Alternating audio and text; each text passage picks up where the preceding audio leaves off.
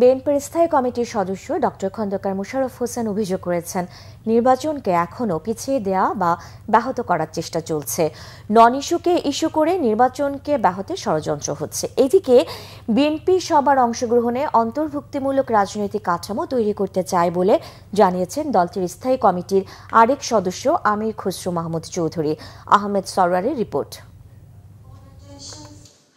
Tarique Rahman policy and politics বই নিয়ে বৃহস্পতিবার ঢাকা ফোরাম ইনিশিয়েটিভ আয়োজন করে বাংলাদেশের রাজনৈতিক ভবিষ্যৎ পুনর্কল্পনা শীর্ষক সেমিনারের। এতে বিএনপি স্থায়ী কমিটির সদস্য ডক্টর খন্দকার মোশাররফ হোসেন বলেন, কোনো পথ ছাড়াই রাজনীতিতে গ্রহণযোগ্যতা পেয়েছিলেন তারেক রহমান। পারিবারিক উত্তরাধিকারের সূত্রে নয়, দেশের জন্য জনগণের জন্য রাজনীতি করেছেন বলেই তিনি আজকে নেতা।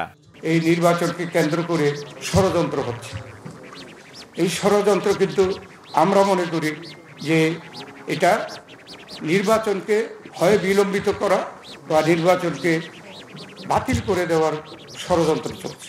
কিছু ব্যক্তিরা কিছু ইস্যু নন ইস্যুকে ইস্যু করে এখানেও নানা রকমের সংকট সৃষ্টির চেষ্টা করছে। আমাদের ভারপ্রাপ্ত চেয়ারম্যান তারেক রহমানও বলেছে, আমরাও বলছি যে নির্বাচন ছাড়া কোনো বিকল্প নাই। আজকে হোক কালকে হোক নির্বাচন হতে হবে।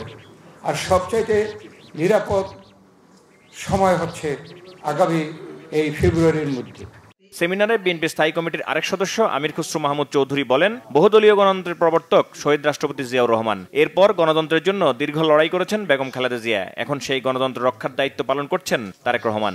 উনি যে গণতন্ত্রকে প্রাতিষ্ঠানিক রূপ দেওয়ার জন্য কিছু ওনার ভাবনা, তার মধ্যে একটা হচ্ছে ইনক্লুসিভ পলিটিক্স, অর্থাৎ অন্তর্ভুক্তিমূলক একটি রাজনীতি উনি করতে চাচ্ছেন বাংলাদেশে, যাতে সকলের জন্য একটা স্পেস থাকে।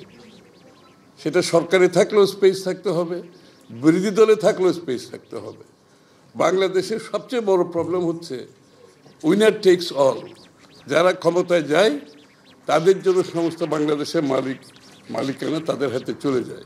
ডিরেগুলেশন, এগুলোর মাধ্যমে মুক্ত করে দিতে হবে বাংলাদেশকে, যাতে ক্ষমতায়ন মানুষের হয়, সরকারের না। This is a big decision. সেমিনারে আলোচকরা বলেন, তারেক রহমানের রাজনৈতিক চিন্তাভাবনার রূপ হচ্ছে শেখ হাসিনা পরবর্তী বাংলাদেশ কেমন হবে তা নিয়ে রাষ্ট্র কাঠামো মেরামতের ৩১ দফা। আহমেদ সরওয়ার, বাংলা ভিশন, ঢাকা।